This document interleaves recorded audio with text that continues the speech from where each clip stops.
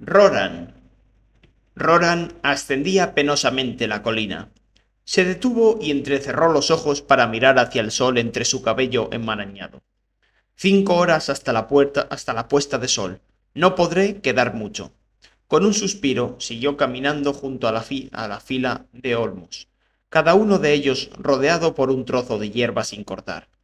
Era su primera visita a la granja desde que él, Horst y otros 6 hombres de Carvajal se habían llevado todo lo que podía rescatarse de la casa destrozada y del granero quemado. Durante casi 5 meses ni siquiera había podido plantearse la posibilidad de volver. Al llegar a la cima, paró y se cruzó de brazos. Tenía por delante los restos de la casa de su infancia. Una esquina del edificio permanecía en pie, casi desmenuzada y chamuscada, pero el resto se había derrumbado y estaba cubierto de maleza y de malas hierbas. No se veía el granero.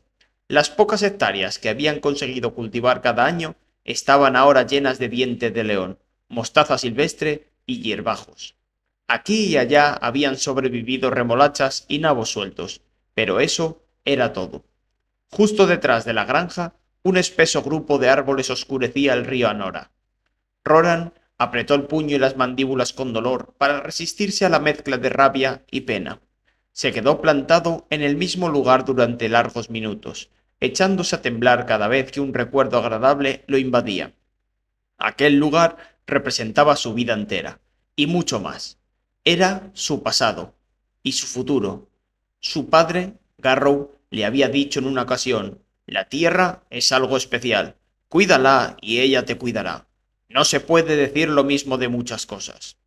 Roran había intentado hacer exactamente eso hasta el momento en que su mundo quedó desgarrado por un mensaje silencioso de Baldor.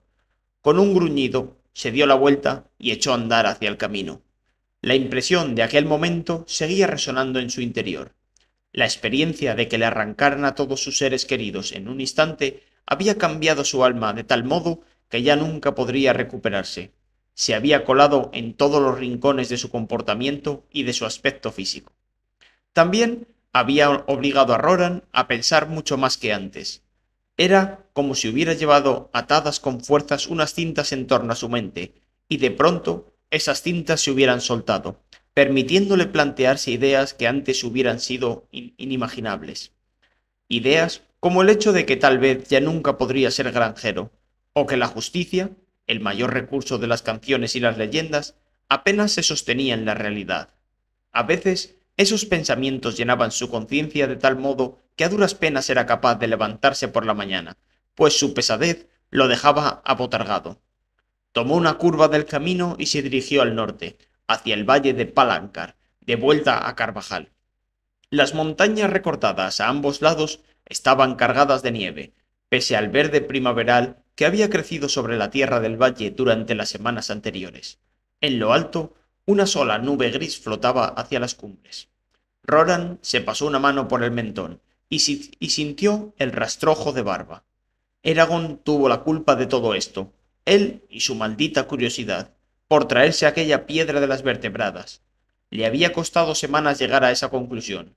Había oído tantas versiones distintas, le había pedido a Gertrude, la curandera del pueblo, que le leyera varias veces la carta que Brum había dejado para él, y no había otra explicación posible. Fuera lo que fuese, esa piedra atrajo a esos extraños. Aunque solo fuera por eso, culpaba a Eragon de la muerte de Garrow, aunque solo lo hacía con rabia. Sabía que Eragon no había deseado ningún mal a nadie. No, lo que le provocaba su furia era que Eragon hubiera huido del valle de Palancan sin enterrar a Garrow, abandonando todas sus responsabilidades para largarse al galope con el viejo cuentista en un viaje descabellado. ¿Cómo podría ser que a Eragon le importaran tan poco los que quedaban atrás? ¿Corría porque se sentía culpable? ¿Por miedo? ¿Acaso lo engañó Brum con sus locos cuentos de aventuras? ¿Y por qué habría de escuchar Eragon esas historias en esta época? Ni siquiera sé si ahora mismo está vivo o muerto. Roland frunció el ceño y subió y bajó los hombros, mientras trataba de aclararse. La carta de Brum, bah, nunca había oído una colección tan ridícula de insinuaciones e indirectas de tal mal agüero. Lo único que dejaba claro era que había que evitar a los extraños, lo cual, para empezar, era de puro sentido común. Ese viejo estaba loco, decidió. Un rápido movimiento obligó a Roran a darse la vuelta y vio 12 venados, entre los que había un joven cervatillo con cuernos de terciopelo, que trotaban hacia los árboles. Se aseguró de recordar su ubicación para poder encontrarlos al día siguiente. Se enorgullecía de ser tan buen cazador que podía mantenerse a sí mismo en casa de Horst, aunque nunca había sido tan hábil como Eragon. Mientras caminaba, siguió poniendo orden a sus pensamientos. Tras la muerte de Garrow, Roran había abandonado su trabajo en el molino de Dempton, en Terrisford, para volver a Carvajal. Horst había aceptado alojarlo y durante los meses siguientes le había dado trabajo en la fragua. El dolor había retrasado las decisiones de Roran acerca del futuro hasta 2 días antes, cuando por fin había establecido un plan de acción. Quería casarse con Katrina, la hija del carnicero. Su primera razón para acudir a Terrisford había sido la de ganar algo de dinero para asegurar un buen principio a su vida de pareja. Pero ahora, sin granja, hogar ni medios para mantenerla, la conciencia de Roran no le permitía pedir la mano de Katrina. Su orgullo no lo permitía. Además, Roran no creía que Sloan, el padre de Katrina, aceptara un candidato con tan pobres perspectivas. Incluso en las mejores circunstancias, Roran había previsto que le costaría convencer a Sloan de que renunciara a Katrina. Ellos dos nunca se habían llevado demasiado bien. Y Roran no podría casarse con Katrina sin el consentimiento de su padre, salvo que decidieran dividir la familia, enfadar al pueblo por enfrentarse a la tradición y muy probablemente dar pie a un duelo sangriento con Sloan. Al plantearse la situación, a Roran le parecía que solo le quedaba la opción de reconstruir su granja, aunque para ello tuviera que levantar la casa y el granero con sus propias manos. Sería duro, tendría que partir de cero, pero una vez hubiera reafirmado su posición, podría acercarse a Sloan con la cabeza alta. Como muy pronto podremos empezar a hablar la próxima primavera, pensó Roran con una mueca de dolor. Sabía que Katrina iba a esperar, al menos hasta entonces. Siguió caminando buen paso hasta el anochecer, cuando el pueblo apareció ante su vista. Entre el pequeño racimo de edificios se veía la ropa tendida en cuerdas que iban de ventana a ventana. Los hombres regresaban a las casas desde los campos vecinos, llenos de trigo invernal. Más allá de Carvajal, las cataratas de Igualda, de 700 metros de altura, brillaban en el crepúsculo al derramarse por las vertebradas hacia la Nora. Aquella visión animó a Roran por lo que tenía de ordinaria. Nada lo reconfortaba tanto como ver que todo permanecía en su sitio. Abandonó el camino y ascendió hasta la casa de Horst, desde donde se dominaba la vista de las vertebradas. La puerta ya estaba abierta. Roran entró a trompicones y siguió el sonido de una conversación que venía de la cocina. Ahí estaba Horst, apoyado en la burda mesa que había en un rincón, arremangado. A su lado estaba su mujer, Elaine, embarazada de 5 meses y con una sonrisa de alegría en la cara. Sus hijos varones, Albright y Baldor, los miraban. Cuando entró Roran, Albright estaba diciendo: «Y yo aún no me había ido de la forja. Tain jura que me vio, pero yo estaba al otro lado del pueblo». «¿Qué pasa?», preguntó Roran, mientras soltaba el fardo. Elaine y Horst se miraron. «Espera, que te daré algo de comer». Le puso delante un poco de pan y un cuenco de estofado frío. Luego lo miró a los ojos, como si buscara en él alguna expresión particular. «¿Qué tal ha ido?». Roran se encogió de hombros. «Toda la madera está quemada o podrida. No queda nada que pueda usarse. El pozo sigue intacto. Supongo que debería estar agradecido por eso. Si quiero tener un techo cuando llegue la temporada de siembra, tendré que empezar a cortar leños lo antes posible». «Bueno, contadme, ¿qué ha pasado?». «¡Ah!», exclamó Horst. «Ha habido mucho lío por aquí. A Tain le ha desaparecido una guadaña y cree que se la ha robado Albright. Probablemente se le habrá caído entre la hierba y no recuerda dónde la dejó», resopló Albright. «Probablemente», concedió Horst con una sonrisa. Roran dio un mordisco al pan. «No tiene ningún sentido acusarte a ti. Si necesitaras una guadaña, te la forjarías tú mismo». «Ya lo sé», dijo Albright, al tiempo que se dejaba caer en una silla. pero en vez de buscarla, se ha puesto a gruñir que vio a alguien salir de sus campos y que ese alguien se parecía un poco a mí. Y como no hay nadie que se parezca a mí, resulta que le he robado la guadaña. Era cierto que nadie se parecía a él.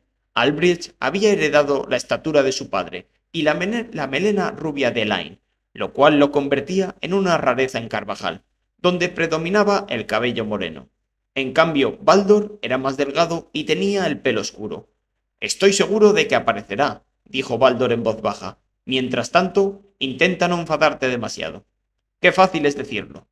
Mientras Roran terminaba el pan y empezaba a comerse el estofado, preguntó a Horst: ¿Me necesitas para algo mañana? No especialmente. Trabajaré en el carro de Kimbley. El maldito marco todavía no encaja.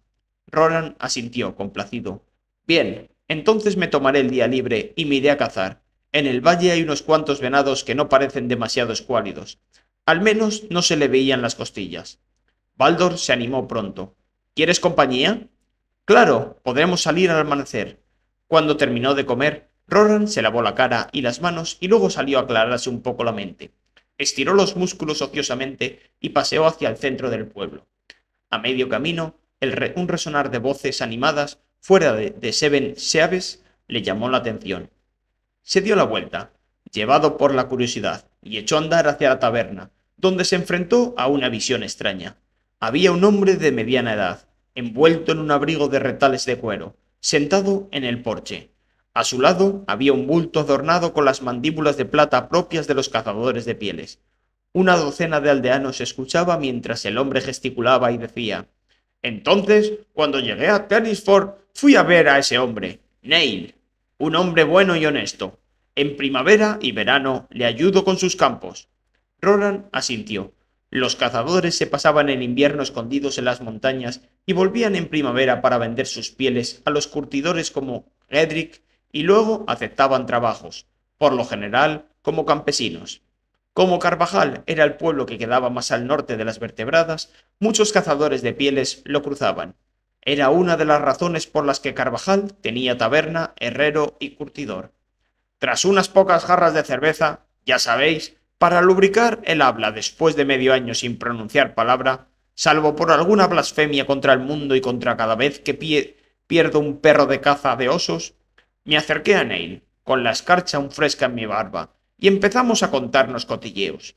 A medida que avanzó la conversación, le fui preguntando por las cuestiones sociales, qué noticias había del imperio o del rey, que así se pudra con gangrena y llagas en la boca. ¿Algún nacimiento, muerte o destierro que mereciera la pena conocer? Y entonces, ¿sabéis lo que pasó? Neil se inclinó hacia adelante, se puso todo serio y dijo que estaba corriendo la voz, que llegaban rumores de Drasleona y de Gilgea sobre extraños sucesos ocurridos allí y por toda la Gaesia. Los húrgalos casi han desaparecido de las tierras de la civilización, así se larguen con viento fresco, pero no hay hombre capaz de explicar por qué. ¿A dónde han ido? La mitad de los negocios del imperio han desaparecido a consecuencia de incursiones y ataques que, según he oído, no pueden ser obra de meros malhechores, pues son demasiado abundantes y planificados. Nadie roba nada, solo queman y estropean. Pero la cosa no acaba ahí. Ah, no, por las barbas de mi abuela. El cazador meneó la cabeza y bebió un trago de la bota de vino antes de continuar. Se murmura que un sombra acecha los territorios del norte. La han visto en los límites de Duwenderbarden y cerca de Gilgea. Dice que tiene los dientes afilados como clavos, los ojos rojos como el vino y el cabello tan encarnado como la sangre que bebe. Aún peor, parece que algo ha hecho perder los estribos a nuestro fino y loco monarca. Hace 5 días, un malabarista del sur se detuvo en Tennisford, en su solitario camino hacia C1, y contó que las tropas estaban reuniendo y se desplazaban hacia algún lugar, aunque no se le ocurría por qué razón. Se encogió de hombros. Tal como me enseñó mi padre cuando era un bebé, por el humo que se sabe dónde está el fuego. Tal vez sean los bardenos. Le han dado muchas patadas en el culo al viejo Huesos de Hierro estos últimos años. O quizá Galbatorix se haya hartado finalmente de tolerar a los de Surda. Al menos sabe dónde está. No como los rebeldes. Aplastará Surda como un oso aplasta una hormiga. Eso seguro. Roran pestañeó al tiempo que una maraña de preguntas acosaba al cazador. Más bien se inclinaba por poner en duda las informaciones sobre un sombra. Se parecía demasiado a las historias que inventaban los leñadores borrachos, pero el resto sonaba tan mal que podría ser cierto. Surda. A Carvajal llegaba poca información sobre aquel país lejano, pero al menos Roran sabía que aunque Surda y el imperio mantenía una paz aparente, los surdanos vivían con un miedo constante a la invasión de su vecino del norte, más poderoso. Por esa razón se decía que Orin, su rey, apoyaba a los bardenos. Si el cazador tenía razón en lo que decía de Galbatorix, eso podía implicar que en un futuro los acechara una fea guerra, acompañada de penurias, aumento de impuestos y levas obligatorias. Preferiría vivir en una época carente de momentos trascendentales.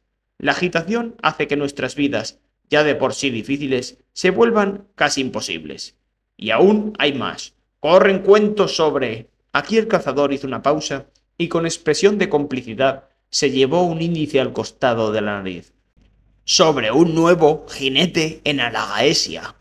Luego soltó una carcajada fuerte y profunda y se golpeó el vientre mientras se balanceaba en el porche.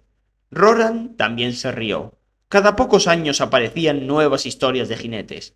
Las primeras 2 o 3 veces había despertado su interés, pero pronto había aprendido a no fiarse de aquellos cuentos, pues todos terminaban en nada. Los rumores no eran más que la expresión de las ilusiones de quienes anhelaban un futuro mejor. Estaba a punto de partir cuando se fijó en que Katrina estaba en un rincón de la taberna, ataviada con un largo vestido encarnado, decorado con cintas verdes. Lo estaba mirando con la misma intensidad con que la miraba él. Se acercó, le puso una mano en el hombro y salieron juntos. Caminaron hacia el límite de Carvajal, donde se quedaron mirando las estrellas. El cielo brillaba y temblaba con miles de fuegos celestiales. Arqueada sobre sus cabezas, de norte a sur, se extendía la gloriosa cinta perlada que iba de horizonte a horizonte, como un polvo de diamantes soltando por un escanciador. Sin mirarlo, Katrina apoyó la cabeza en el hombro de Roran y preguntó: ¿Qué tal te ha ido el día? He vuelto a casa. Notó que ella se ponía rígida. ¿Cómo estaba? Fatal. Le falló la voz. Guardó silencio y la abrazó con fuerza. El aroma de su cabello cobrizo junto a la mejilla era como un elixir de vino, especias y perfume. Se colaba en lo más profundo de su interior, cálido y reconfortante. La casa, el granero, los campos, todo va quedando cubierto. Si no supiera dónde buscar, no lo habría encontrado. Al fin ella se dio la vuelta para encararse a él, con el brillo de las estrellas en la mirada y el dolor en la cara. Oh, Roran. Le dio un beso, apenas un leve roce de sus labios. Has aguantado tantas pérdidas y sin embargo nunca te han abandonado las fuerzas. ¿Volverás a tu granja? Sí, solo sé cultivar campos. ¿Y qué será de mí? Roran dudó. Desde que empezara a cortejarla, los dos habían supuesto que acabarían casándose. No había sido necesario hablar de sus intenciones. Estaban claras como el agua. Por eso la pregunta lo inquietó. También le pareció poco oportuno que planteara la cuestión de una manera tan abierta, cuando él no estaba en condiciones de hacerle una propuesta concreta. Era a él a quien correspondía plantear las cosas. Primero a Sloan y después a Katrina, y no a ella. Aun así, como ya había expresado su preocupación, tenía que darle alguna respuesta. Katrina, no puedo hablar con tu padre tal como había previsto. Se reiría de mí con todo el derecho del mundo. Tenemos que esperar. Cuando tenga un lugar en el que podamos vivir y ya haya recogido la primera cosecha, entonces sí me escuchará. Ella miró al cielo una vez más y susurró algo tan débilmente que él no llegó a entenderlo. ¿Qué? Digo que si te da miedo. ¡Claro que no! Entonces has de conseguir su permiso mañana mismo y preparar el compromiso. Has de entender que aunque ahora no tengas nada, me darás un buen hogar y serás un yerno del que pueda mostrarse orgulloso. Teniendo en cuenta nuestros sentimientos, no hay razón alguna para que desperdiciemos años viviendo separados. No puedo hacerlo, contestó Roran con un punto de desánimo, ansioso porque ella lo entendiera. No puedo mantenerte, no puedo. ¿No lo entiendes? Ella se apartó de él y su voz se tensó con urgencia. Te amo, Roran, y quiero estar contigo, pero mi padre tiene otros planes para mí.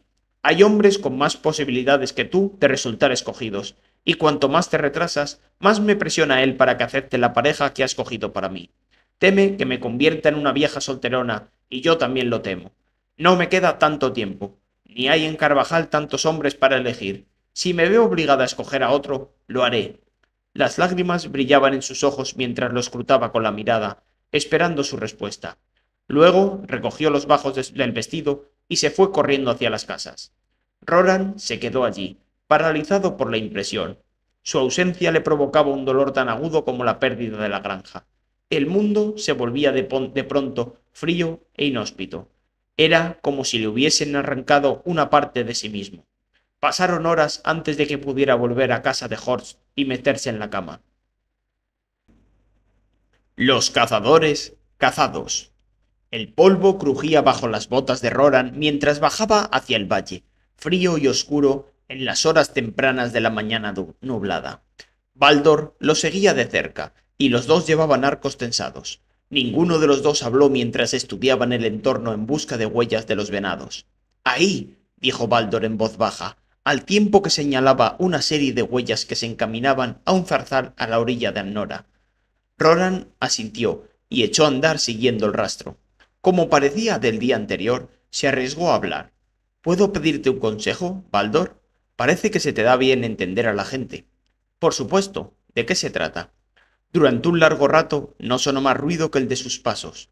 Sloan quiere casar a Katrina, y no precisamente conmigo. Cada día que pasa aumenta la posibilidad de que arregle un matrimonio según sus intereses. ¿Y qué dice Katrina? Roran se encogió de hombros. Es su padre. No puede seguir desafiando su voluntad mientras el hombre a quien sí quiere no dé un paso adelante y la reclame. O sea, tú. Eso. Y por eso te has levantado tan temprano. No era una pregunta. De hecho, Roran estaba tan preocupado que no había podido dormir. Se había pasado toda la noche pensando en Katrina, tratando de encontrar una solución a su dilema.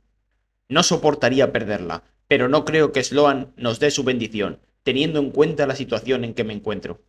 No, creo que no te la dará, concedió Baldor. Miró a Roran con el rabillo del ojo. De todos modos, ¿qué consejo querías pedirme? A Roran se le escapó un resoplido de risa. ¿Cómo puedo convencer a Sloan de lo contrario? ¿Cómo puedo resolver este dilema sin provocar un duelo de sangre? Alzó las manos. ¿Qué debo hacer? ¿Tienes alguna idea? Sí, pero ninguna me complace. Se me ocurrió que Katrina y yo podríamos limitarnos a anunciar que estábamos comprometidos, aunque aún no lo estamos, y afrontar las consecuencias. Eso obligaría a Sloan a aceptar nuestro compromiso. Baldor frunció la frente. Luego, dijo con cuidado, tal vez, pero eso también provocaría un montón de sentimientos negativos en todo Carvajal. Pocos aprobarían vuestra acción. Y tampoco sería muy sabio de tu parte obligar a Katrina a escoger entre tú y su familia. Te lo podría echar en cara con el paso de los años. Ya lo sé, pero ¿qué alternativa tengo? Antes de dar un paso tan drástico, te recomiendo que intentes ganarte a Sloan como aliado. Al fin y al cabo, tienes algunas opciones de triunfar si él entiende que nadie más va a querer casarse con Katrina si ella se enfada. Sobre todo si tú estás disponible para ponerle los cuernos al marido. Roran hizo una mueca y mantuvo la mirada fija en el suelo. Baldor se rió. Si fracasas, bueno, entonces puedes proceder con confianza, sabiendo que has hecho todo lo que estaba en tus manos. Y será menos probable que la gente te escupa por romper la tradición. Al contrario, considerarán que Sloan se lo habrá ganado por tozudo. Ninguno de los dos caminos es fácil. Eso ya lo sabías antes de empezar. Baldor volvió a adoptar una expresión sombría. Sin duda habrá algo más que palabras si retas a Sloan, pero al final la cosa se calmará. Tal vez no llegue a ser grato, pero sí soportable. Aparte de Sloan, solo ofenderás a mojigatos como Quimby, aunque para mí es un misterio que Quimby sea capaz de destilar una bebida tan fuerte y al mismo tiempo ser tan estirado y tan amargo. Roran asintió, comprensivo. En Carvajal, las rencillas podían hervir a fuego lento durante muchos años. Me alegro de que hayamos hablado. Ha sido titubeo, pensando en las conversaciones que solía tener con Eragon. Le había resultado reconfortante saber que existía alguien dispuesto a escucharlo, en cualquier momento y circunstancia, y saber que esa persona lo ayudaría siempre, costara lo que costase. La falta de esa clase de vínculos hacía que se sintiera vacío. Baldor no lo presionó para que terminara la frase, y se detuvo a beber de la bota de agua. Roran continuó unos metros más y se paró al notar un aroma que se colaba entre sus pensamientos. Era un olor espeso de carne abrasada y ramas de pino chamuscadas. ¿Quién puede haber ahí, además de nosotros? Respiró hondo y se dio la vuelta en redondo para determinar de dónde venía el fuego. Una leve ráfaga le llegó del otro lado del camino, cargada de humo caliente. Un olor de comida era tan intenso que se le hizo la boca agua. Llamó con un gesto a Baldor, que se apresuró a llegar a su lado. ¿Hueles eso? Baldor asintió.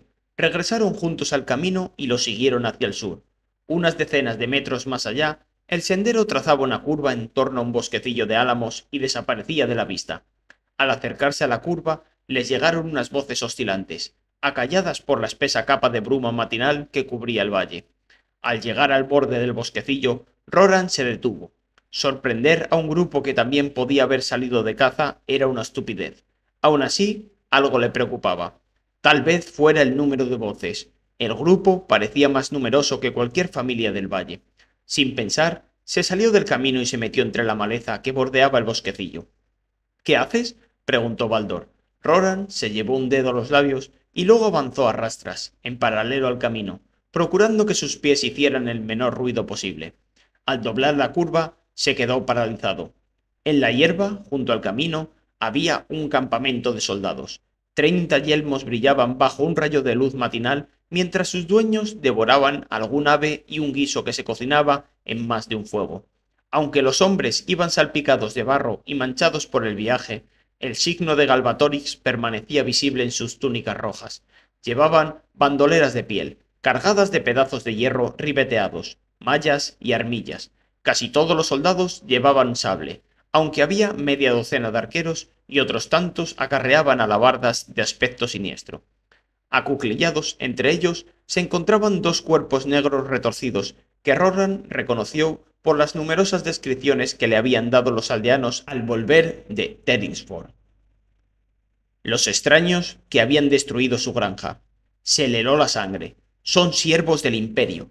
Empezó a caminar, y ya sus dedos alcanzaban el arco cuando Baldor le agarró el jubón y lo tiró al suelo. «No lo hagas. Harás que nos maten a los dos». Roran lo fulminó con la mirada y luego soltó un gruñido. Son esos cabrones. Se calló al darse cuenta de que le temblaban las manos. Han vuelto.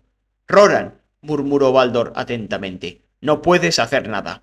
Mira, trabajan para el rey. Incluso si consiguieras escapar, te convertirías en un fugitivo donde quiera que fueras y provocarías un desastre en Carvajal.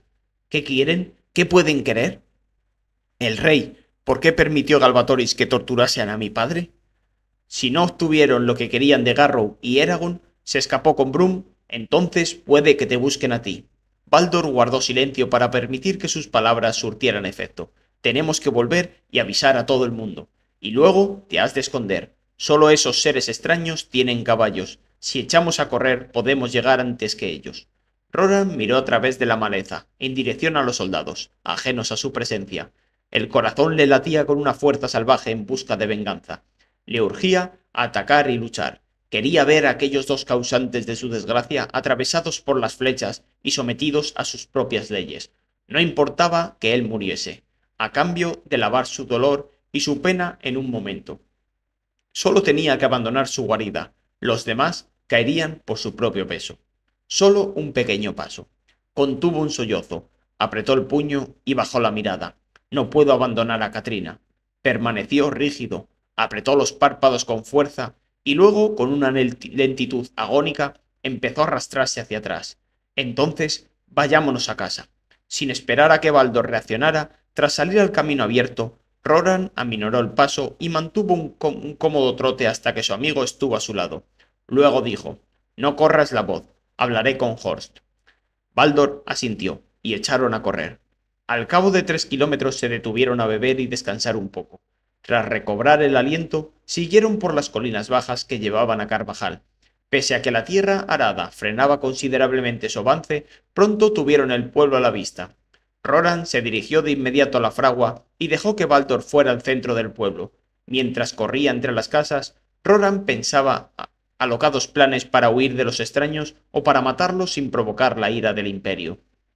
Entró de golpe en la fragua y sorprendió a Horst clavando una puntilla en el lateral del carro de Quimby y cantando «Ho, ho», con un tin y con un tan. ¿Cómo resuena el viejo metal? Con un golpe y un latido en los huesos de la tierra he doblegado al viejo metal. Horst detuvo el martillo a medio recorrido al ver a Roran. ¿Qué pasa, muchacho? ¿Está herido Baldor? Roran negó con la cabeza y se inclinó hacia adelante, boqueando para recuperar el aliento. Casi a golpes logró explicar lo que había visto y sus posibles implicaciones, sobre todo que ahora quedaba claro que los extraños eran agentes del imperio. Horst se manoseó la barba. Tienes que irte de Carvajal. Coge algo de comida en casa y luego te llevas mi yegua. La ha cogido Ivor para arrancar tocones. Vete a las estribaciones. Cuando sepamos qué quieren los soldados, te enviaré a Albrecht o a Baldor de mensajero. ¿Qué dirás si te preguntan por mí? Que has salido a cazar y no sabemos cuándo volverás. No deja de ser cierto, y dudo que se arriesguen a meterse en el bosque por miedo a perderte. Eso suponiendo que te busquen a ti. Roran asintió, se dio la vuelta y fue corriendo a casa de Horst. Una vez dentro cogió los aperos y las alforjas de la yegua. Hizo a toda prisa un hato con nabos, remolachas, un poco de cecina y una barra de pan que anudó en una manta. Cogió un pote de hojalata y salió volando. Apenas se detuvo más que para contarle la situación a Elaine.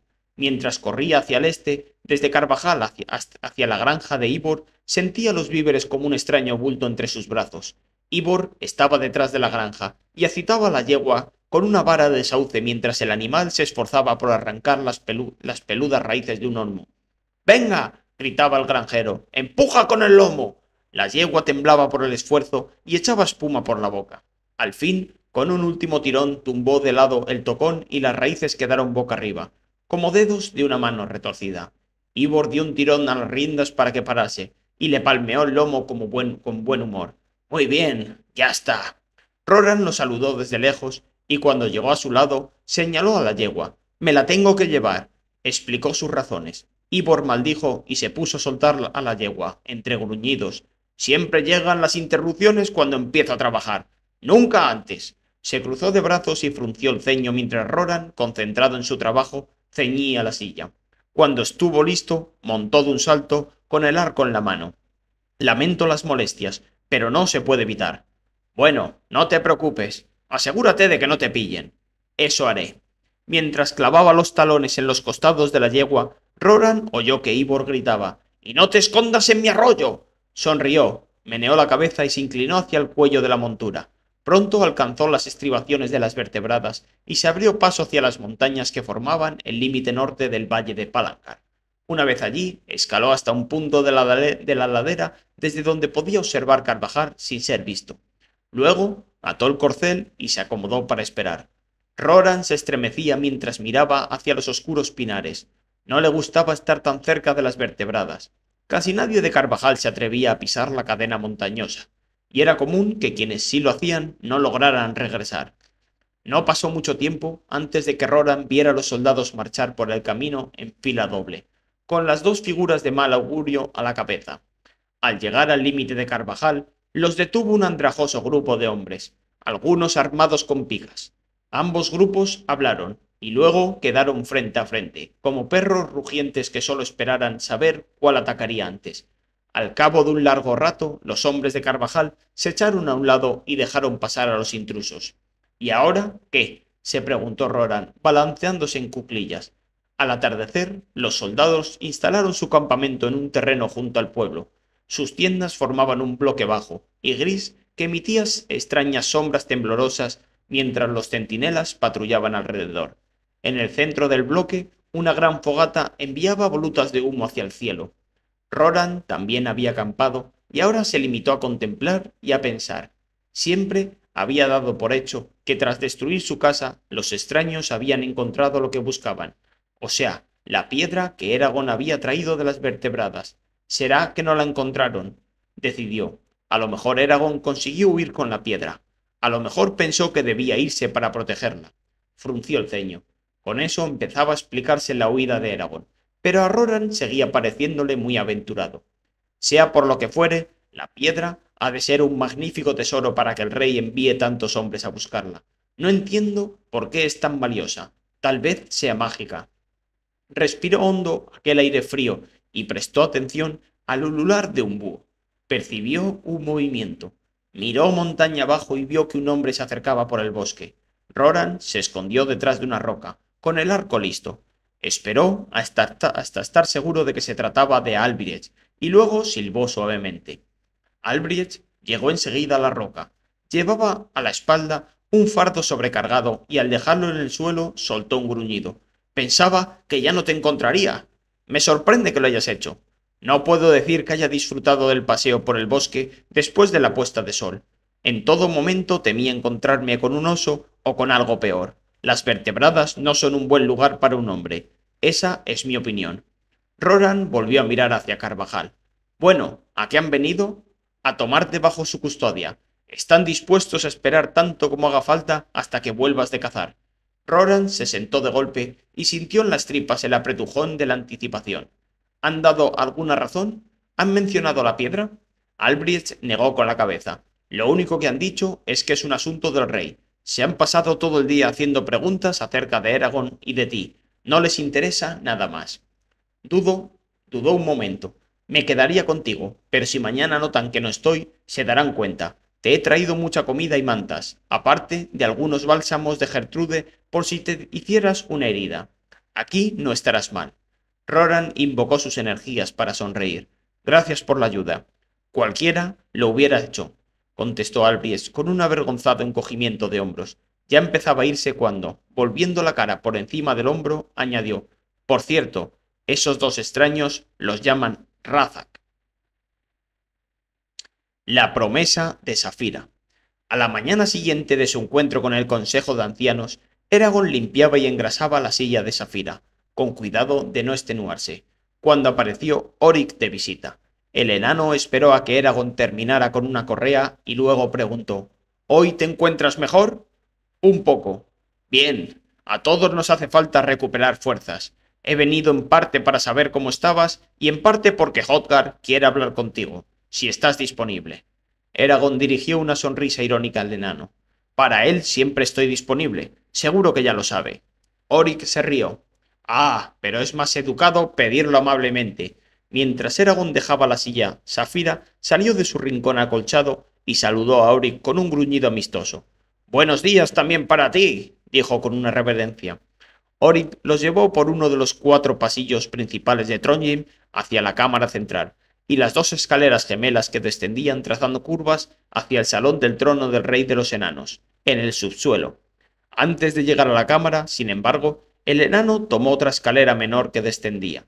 Eragon tardó un poco en darse cuenta de que Oryx había tomado un camino lateral para no tener que ver los restos destrozados de Isildar Mithrin. Se detuvieron ante unas puertas de granito con una corona de 7 puntas grabada. Al cada lado de la entrada había 7 enanos cubiertos con armaduras, que golpearon simultáneamente el suelo con los palos de sus azadones. Mientras resonaba el eco del golpe de la madera contra la piedra, las puertas se abrieron hacia adentro.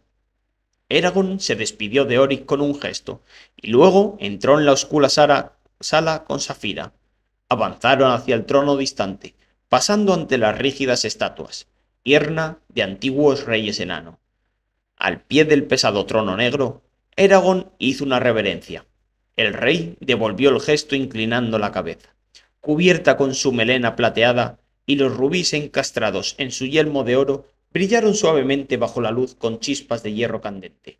Volund, el martillo de guerra, descansaba sobre sus piernas malladas. Hotgar habló. Asesino de sombras, bienvenido a mi salón.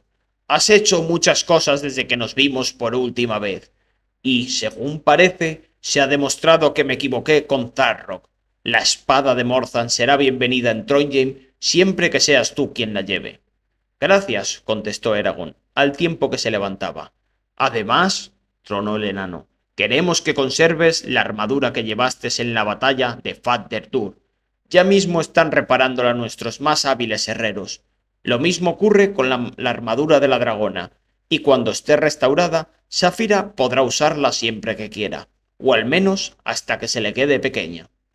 Es lo mínimo que podemos hacer para demostraros nuestra gratitud. Si no fuera por la guerra con Galbatorix, habría banquetes y celebraciones en tu nombre. Pero eso tendrá que esperar hasta un momento más oportuno. Eragon puso palabras a sus sentimientos, compartidos por Safira. Tu generosidad supera nuestras mayores expectativas. Apreciamos tus nobles regalos. Pese a que parecía claramente complacido, Hotgar apretó bien juntas las cejas y gruñó. De todos modos, no podemos perder el tiempo con finuras. Los clanes me acosan con la exigencia de que tome alguna decisión con respecto a la sucesión de Agiad. Ayer, cuando el Consejo de Ancianos proclamó que daría su apoyo a Nasuada, provocó un alboroto como no se había visto desde que yo ascendí al trono. Los jefes tenían que decidir si aceptaban a Nasuada o buscaban otro candidato. La mayoría han llegado a la conclusión de que Nasuada debería liderar a los Bardenos, pero yo quiero conocer tu opinión sobre este asunto. Eragon, antes de apoyar con mi palabra a unos u otros, lo peor que puede hacer un rey es parecer estúpido. ¿Hasta dónde podemos contarle? Preguntó Eragon a Safira, mientras pensaba a toda prisa. Siempre nos ha tratado con nobleza, pero no sabremos qué habrá prometido a otros. Será mejor que tengamos cuidado hasta que Nasuada haya tomado el poder. Muy bien. Safira y yo hemos aceptado ayudarla. No nos opondremos a su ascenso. Y Eragon se preguntó si estaría llegando demasiado lejos. Te ruego que hagas lo mismo. Los bardenos no se pueden permitir una pelea entre ellos. Necesitan unidad. Oí, dijo Odgar, recostándose en el trono. Hablas con una autoridad nueva. Es una buena sugerencia, pero te va a costar una pregunta. ¿Crees que Nasuada sabrá liderarnos con sabiduría? ¿O hay otras razones para elegirla? Es una prueba, advirtió Safira. Quiere saber por qué la hemos apoyado. Eragon notó que su labio se estiraba en una media sonrisa. Creo que es más sabia y astuta de lo que corresponde a su edad. Será buena para los bardenos. ¿Y por eso la apoyas? Sí. Hotgar asintió y hundió su larga y nivea barba. Eso me alivia. Últimamente nadie se ha ocupado mucho del bien y del mal, y si en cambio de la persecución del poder individual. Es difícil contemplar tanta idiotez y no enfadarse. Un incómodo silencio se instaló entre ellos, ahogando la amplia sala del trono. Para romperlo, Eragon preguntó: ¿Qué pasará con la dragonera? ¿Le pondrán un suelo nuevo? Por primera vez los ojos del rey mostraron su duelo, y se volvieron más profundas las arrugas que lo rodeaban, extendidas como radios de una rueda de carreta.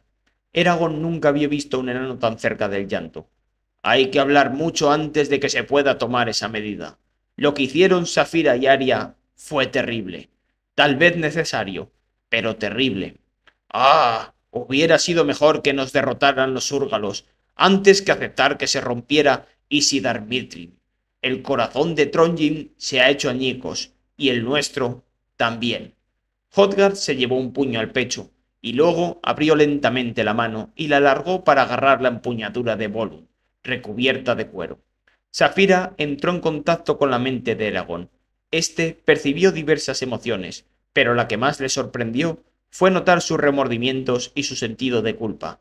Lamentaba verdaderamente la pérdida de la rosa estrellada, por necesaria que hubiera sido. Pequeñajo, dijo la dragona, ayúdame. Necesito hablar con Hotgar. Pregúntale, ¿tienen los enanos la capacidad de reconstruir Isidar Mirtrim a partir de los fragmentos? Cuando Eragon repitió sus palabras, Hotgar murmuró algo en su propio idioma y luego dijo: Sí, tenemos esa capacidad, pero ¿para qué sirve? Esa tarea nos llevaría meses o años, y el resultado final sería una ruinosa burla de la belleza que antaño brilló en Trondheim. Es una aberración que no aprobaré. Safira siguió mirando al rey sin pestañear. Ahora dile esto. Si consiguieran reunir de nuevo los fragmentos de Isildan Mirthin sin que faltara una sola pieza, creo que yo podría arreglarla del todo. Eragon la miró boquiabierto, y en su sorpresa se olvidó de Hotgar.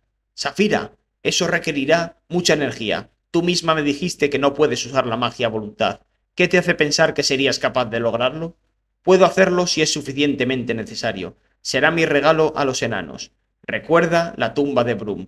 Eso debería bastar para anular tus dudas. Y cierra la boca. Es muy feo, y el rey te está mirando. Cuando Eragon tradujo la propuesta de Safira, Hrothgar se puso derecho y exclamó: ¿Es posible? Ni siquiera los elfos podrían intentar semejante proeza. Ella confía en sus habilidades. Entonces reconstruiremos Isildar Mithrin, aunque nos cueste 100 años. Montaremos un marco para la joya y pondremos cada pieza en su lugar original. No olvidaremos ni una sola astilla, incluso si tuviéramos que partir las piezas más grandes para poderlas trasladar. Lo haremos con toda nuestra sabiduría sobre el trabajo con gemas, para que no se pierda ningún añico, ni siquiera el polvo. Luego vendréis vosotros cuando hayamos terminado y curaréis la rosa estrellada. Vendremos, confirmó Eragon, con una reverencia.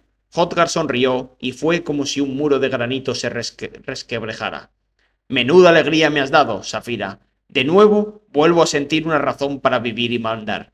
Si haces eso, los enanos de todo el mundo honrarán tu nombre durante generaciones incontables. Marchad ahora con mi bendición, mientras yo hago correr la voz entre los clanes.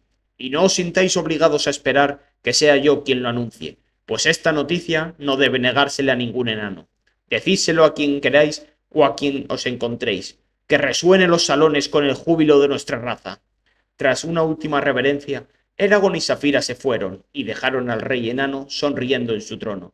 Al abandonar la sala, Eragon le contó a Oryx lo que había ocurrido. El enano se inclinó de inmediato y besó el suelo ante Safira. Se levantó con una sonrisa y palmeó a Eragon en el brazo, al tiempo que le decía: «Una maravilla, sin duda. Nos has dado exactamente la esperanza que necesitábamos para enfrentarnos a los últimos sucesos. Apuesto a que esta noche correrá la bebida. Y mañana es el funeral». Oryx se contuvo por un momento. «Mañana sí, pero hasta entonces no permitiremos que nos moleste ningún pensamiento desgraciado. ¡Venid!». El enano tomó a Eragon de la mano y tiró de él por las entrañas de Trondheim hasta un gran salón de banquetes en el que había muchos enanos, sentados ante mesas de piedra.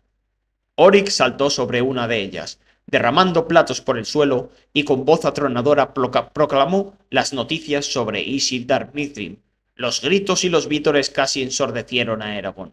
Uno por uno los enanos insistieron en acercarse a Safira y besar el suelo ante ella, tal como había hecho Oryx. Luego abandonaron la comida y llenaron sus jarras de piedra con cerveza y aguamiel. Eragon se sorprendió del desenfreno con que él mismo se sumaba al jolgorio. Le ayudaba a liberarse de la melancolía que inundaba su corazón. Sin embargo, intentó resistirse a la disipación total, pues era consciente de las tareas que le esperaban para el día siguiente y quería tener la cabeza despejada. Incluso Safira tomó un trago de aguamiel, y como resultado que le gustaba, los enanos sacaron rodando un tonel para ella. Bajando sus poderosas mandíbulas hacia el extremo abierto del tonel, lo vació en 3 tragos. Después alzó la cabeza hacia el techo y eructó una gigantesca lengua de fuego. A Eragon le costó unos cuantos minutos convencer a los enanos de que podían acercarse de nuevo a ella sin temor, pero a continuación le sacaron otro tonel, haciendo oídos sordos a las protestas del cocinero, y contemplaron con asombro cómo también lo vaciaba. A medida que Safira se iba emborrachando, sus emociones y pensamientos recorrían cada vez más con más fuerza la mente de Eragon. Se le hacía difícil contar con la información de sus propios sentidos. La visión de la dragona empezó a imponerse a la suya. El movimiento resultaba borroso y los colores cambiaban. Incluso los olores que percibía iban cambiando y se volvían más agudos y mordaces. Los enanos se pusieron a cantar juntos, tambaleándose. Safira los acompañaba con un tarareo y remataba cada verso con su rugido. Eragon abrió la boca para sumarse, pero se llevó la sorpresa de que en vez de palabras brotaba de ella un gruñido rasposo de la voz del dragón. «Esto», pensó meneando la cabeza, «está llegando demasiado lejos. ¿O será que estoy borracho?». Decidido que no importaba, y se puso a cantar bulliciosamente, ya fuera con su voz o con la del dragón. Iban llegando más y más enanos al salón a medida que se extendían las noticias sobre Isildar Mithrin. Pronto hubo cientos de ellos en torno a las mesas y formaron un nutrido corro en torno a Eragon y Safira. Oryx llamó a los músicos, que se instalaron en un rincón y sacaron su instrumento de las fundas de terciopelo verde. Pronto las doradas melodías de arpas, laúdes y flautas plateadas flotaban sobre la multitud. Pasaron muchas horas antes de que el ruido y la excitación empezaran a minorar. Cuando así ocurrió, Oryx se subió de nuevo a la mesa, se quedó allí plantado, con los pies bien separados para mantener el equilibrio, su jarra en la mano, la gorra de forro metálico ladeada, y exclamó: «¡Escuchad! ¡Escuchad!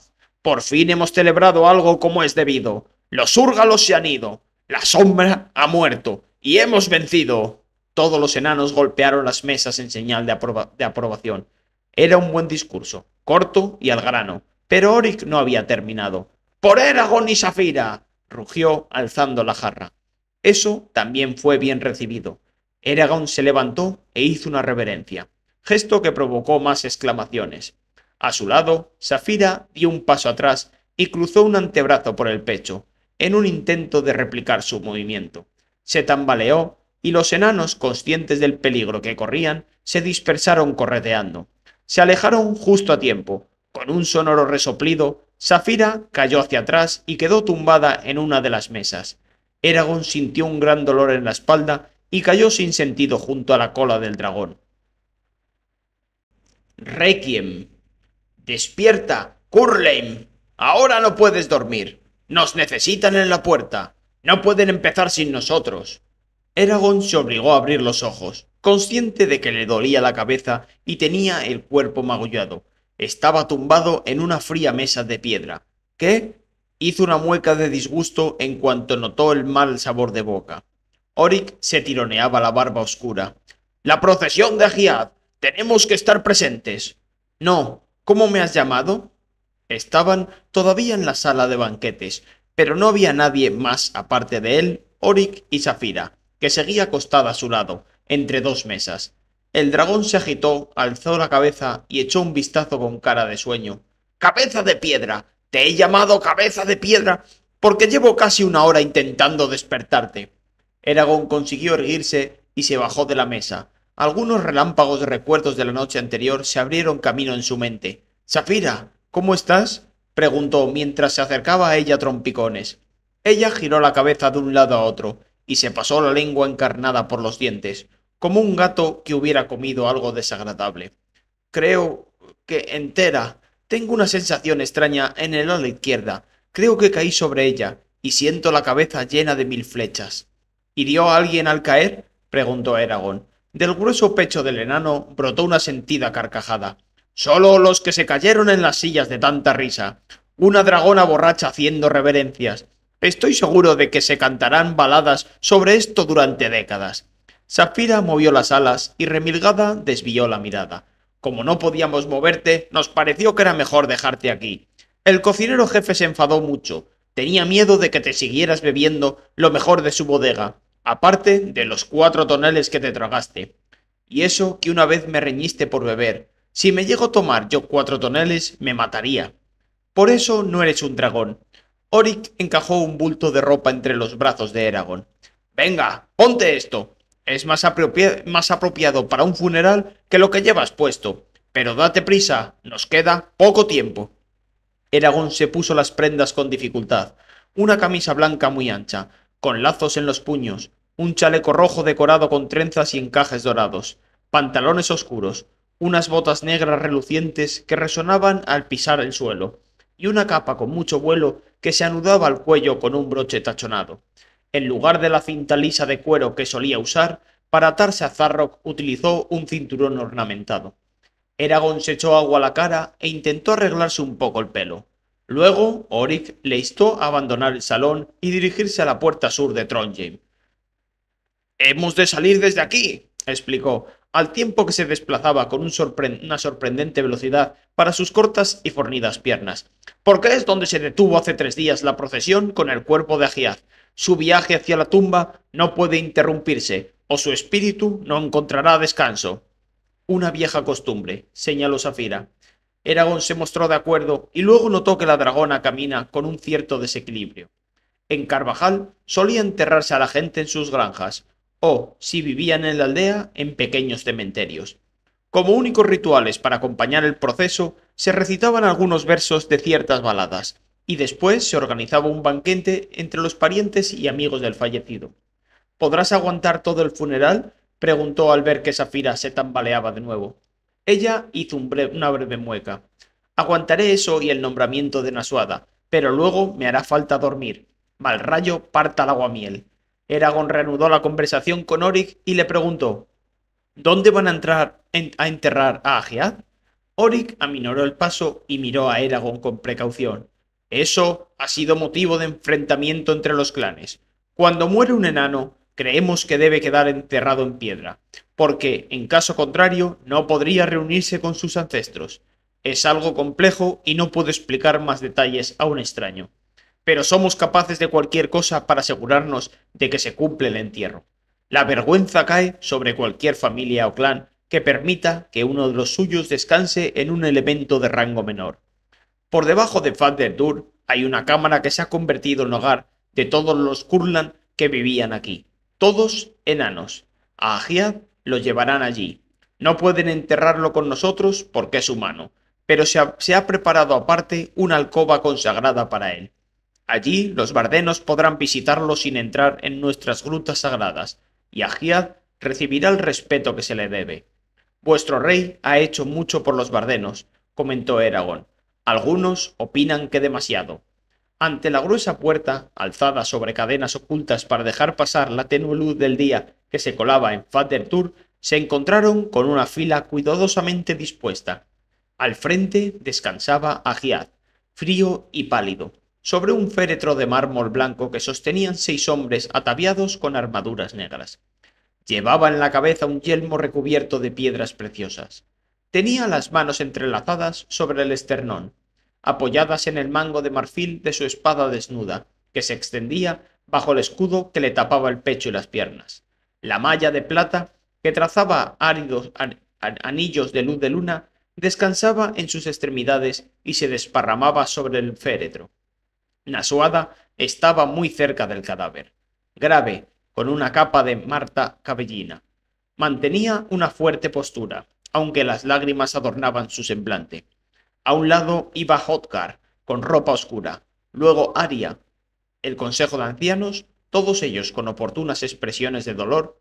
Finalmente, una fila de enlutados formaba un arroyo que discurría por Trondheim hasta más allá de 1,5 kilómetros. Todas las puertas y arcadas del vestíbulo de 4 pisos de altura que llevaban a la cámara central de Trondheim, a casi 1 kilómetro, estaban abiertas de par en par y llenas de hombres y enanos. Entre los grupos de rostros cenizos, las grandes tapices se ondulaban por la fuerza de los cientos de suspiros y susurros que provocó la aparición de Saphira y Eragon. Jormundur les indicó por gestos que se acercaran a él.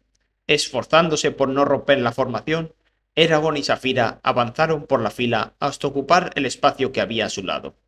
Ganándose una mirada de reprobación de Sabrae, Oric fue a situarse detrás de Hotgar. Esperaron todos juntos, aunque Eragon no sabía a qué esperaban. Todas las antorchas estaban tapadas a medias, de tal modo que el aire quedaba envuelto en un frío crepúsculo que aportaba una sensación etérea al evento. Nadie parecía moverse, ni respirar siquiera. Por un breve instante, a Eragon le pareció que todos eran estatuas congeladas hasta la eternidad. Una sola voluta de incienso se alzaba desde el féretro, curvándose hacia el brumoso techo a medida que se extendía su aroma de cedro y enebro. Era el único movimiento de la sala, un látigo que se cimbreaba en el aire de lado a lado. En lo más hondo de Trondheim sonó un tambor. ¡Bum! La nota grave y sonora resonó en sus huesos, hizo vibrar la ciudad, montaña, y levantó en ella un eco, como si hubiera sonado una gran campana de piedra. Dieron un paso adelante. ¡Bum! En la segunda nota, otro tambor, más grave, se sumó al primero. Cada pulsación rodaba inexorablemente por la sala. La fuerza de aquel sonido los impulsaba a avanzar con paso majestuoso. En el temblor que los rodeaba no había lugar para ningún pensamiento, sino tan solo para una desbordante emoción que los tambores manipulaban con pericia para invocar las lágrimas y al mismo tiempo una agridulce alegría.